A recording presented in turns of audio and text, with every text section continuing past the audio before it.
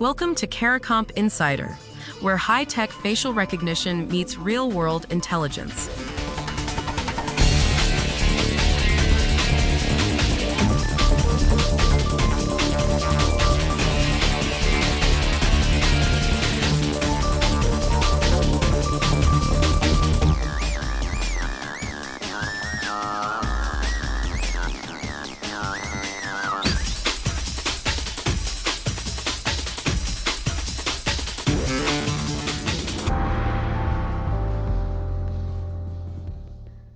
A deepfake video surfaced showing a silver-haired bishop in an amaranth, skullcap, and cassock standing on church steps, confronting immigration agents.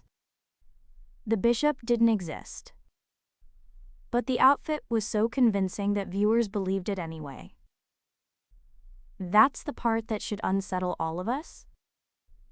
Not because the fake face was flawless, but because most people never even looked at the face. They saw the vestments, the church steps, the official-looking setting, and their brain filled in the rest. If you've ever trusted a video because the person in it looked like they belonged, a doctor in a white coat, a cop in uniform, a priest in robes, this affects you directly. And if that thought makes you uneasy, good. That unease is the beginning of understanding how these fakes actually work. Because the danger isn't where most of us assume it is. So what's really making deepfakes persuasive, if it isn't the face? The same fake script, word for word, identical dialogue, appeared in multiple deepfake videos. Each one featured a different fabricated bishop.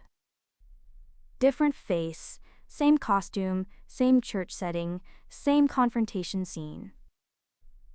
And when researchers looked at who believed these videos, the pattern was striking. Viewers didn't report belief based on whether the face looked real. They reported belief based on the authority symbols surrounding that face. The cassock, the sash, the steps of a church.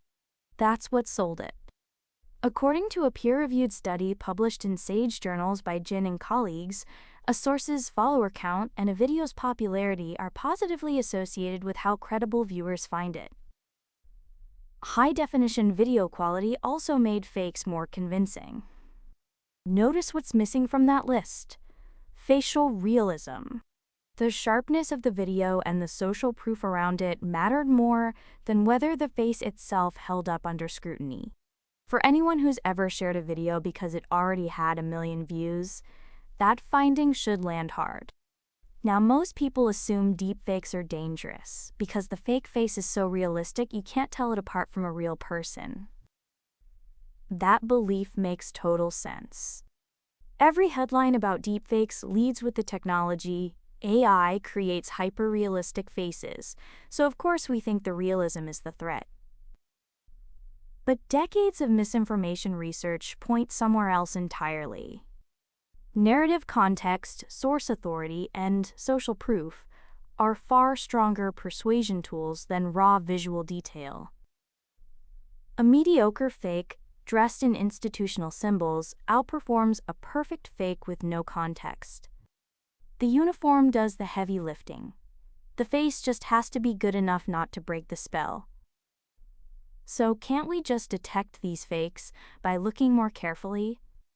According to research from a comparative study published on ArcSwave, humans achieve about 65.6% accuracy when trying to spot audiovisual deepfakes.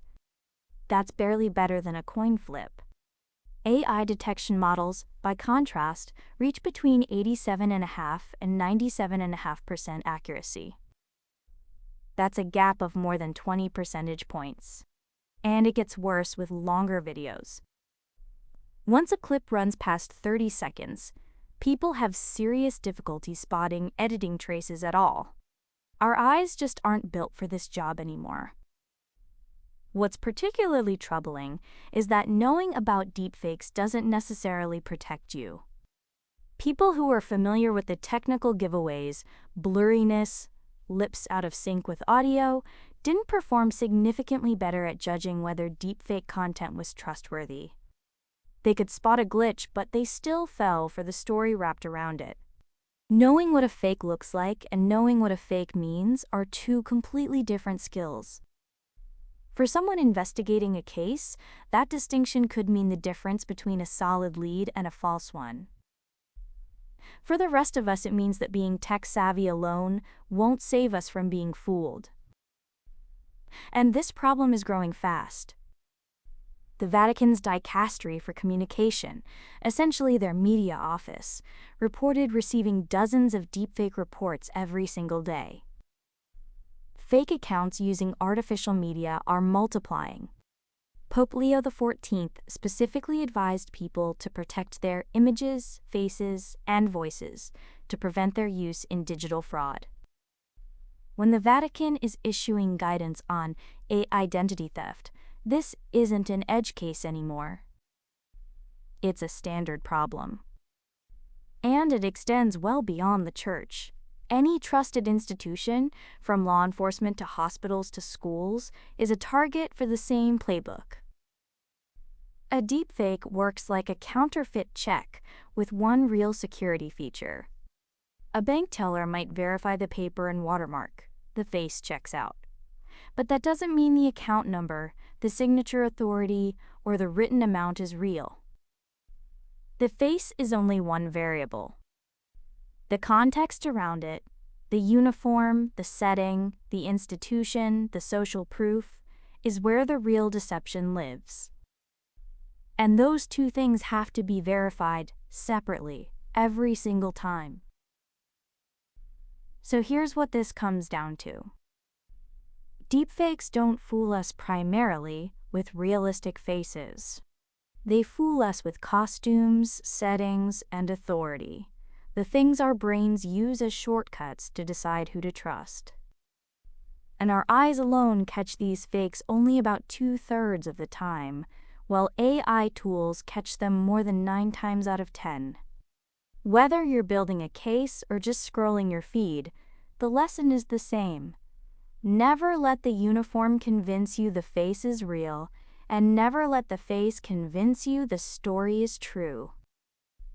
The written version goes deeper. Links below. Now you know something most people in this industry don't. Use it. And when you're ready to put it to work, caracomp.com. We'll see you tomorrow.